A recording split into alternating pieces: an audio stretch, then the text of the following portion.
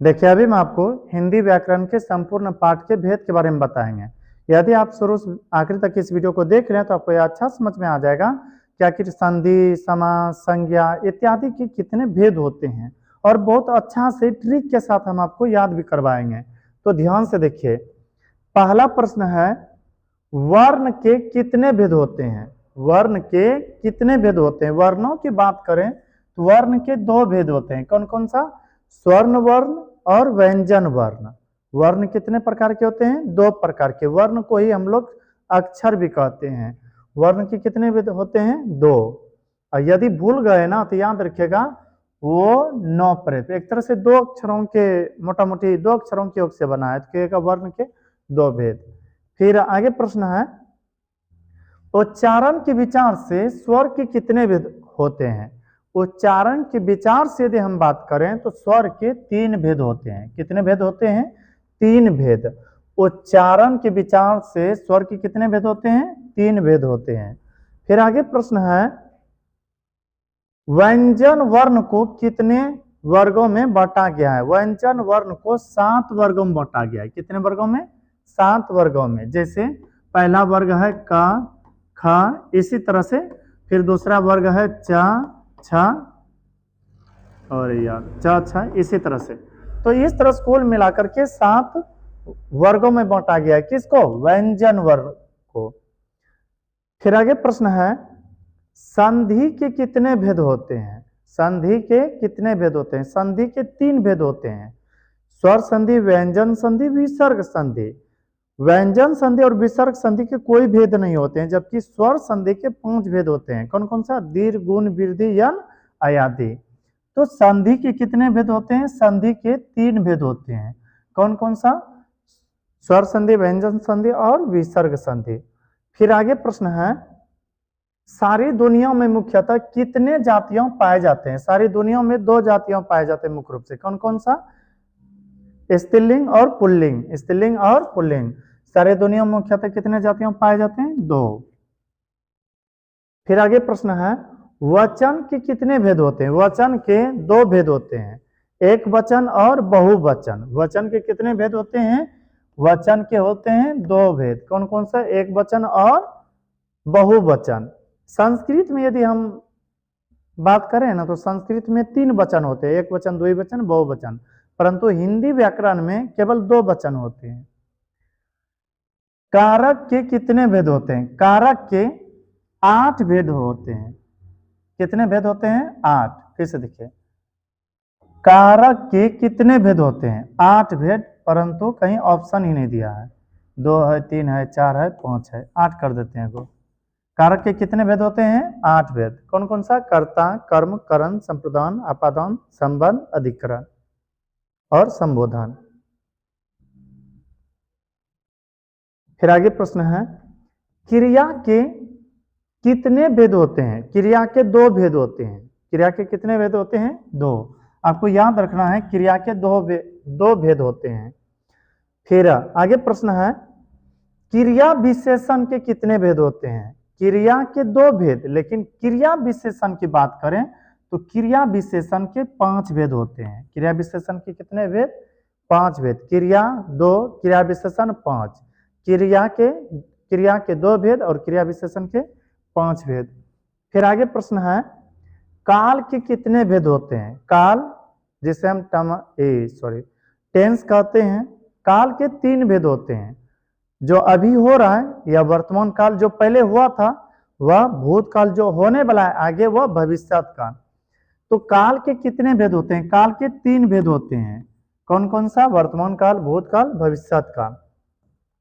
फिर आगे प्रश्न है, वर्तमान काल के कितने भेद होते हैं? वर्तमान काल के 3 भेद होते हैं। वर्तमान काल के कितने भेद होते हैं? 3। बोल जाएगा ना, याद रखिएगा। वर्तमान में एक आप है, एक हम, एक तरह से ले लीजिए, तीसरा मोबाइल। वर्तमान में जैसे बात करें कहेगा 3 भेद, किसी तरह से आपको याद रखना है।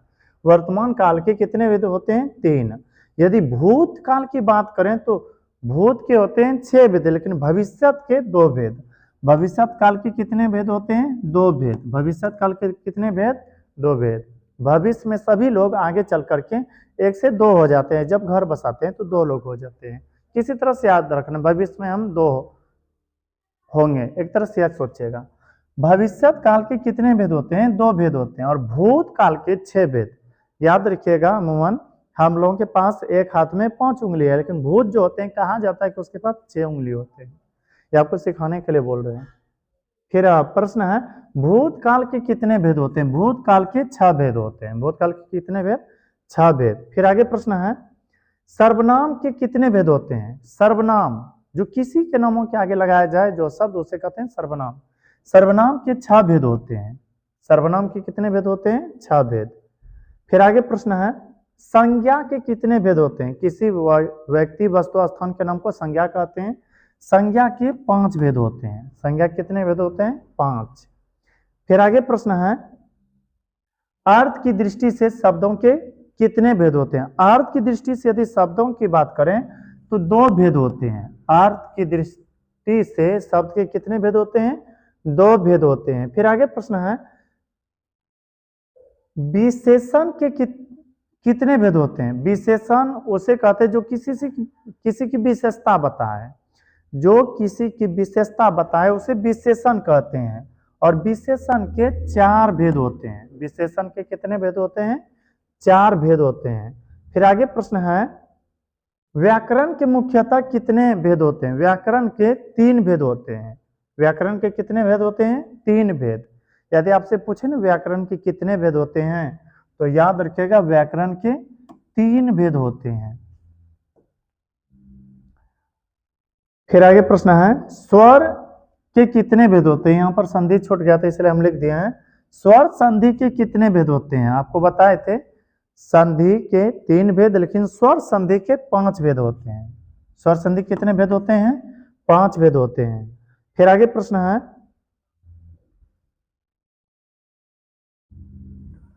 व्युत्पत्ति की दृष्टि से शब्दों के कितने भेद होते हैं? यदि व्युत्पत्ति की दृष्टि से यदि हम बात करें शब्दों के, तो व्युत्पत्ति की दृष्टि से शब्दों के 3 भेद होते हैं। कितने भेद होते हैं? 3 भेद होते हैं।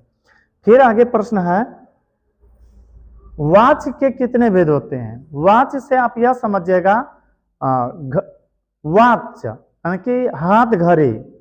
हालांकि वाच का मतलब हाथ घड़ी नहीं होता, लेकिन आपको समझाने के लिए कह रहे हैं। वाच मतलब घड़ी समझ लीजिएगा, घड़ी में कितने कांटा होते हैं? 3।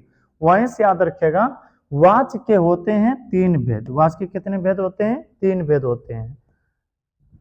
फिर आगे है, अव्यय के कितने भेद होते हैं? अव्यय की यदि बात करें तो अव्यय के 4 भेद होते हैं। कितने भेद होते हैं? 4 भेद होते हैं।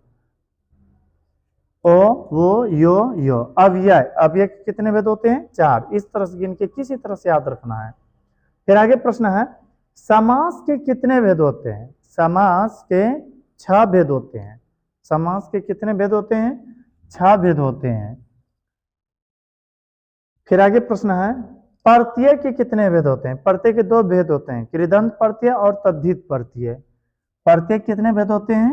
2 भेद होते हैं। यदि आपसे पूछे कृदंत प्रत्यय कितने भेद, कहिएगा 5 भेद। तद्धित प्रत्यय कितने भेद, तो इसका भी कहिएगा 5 भेद।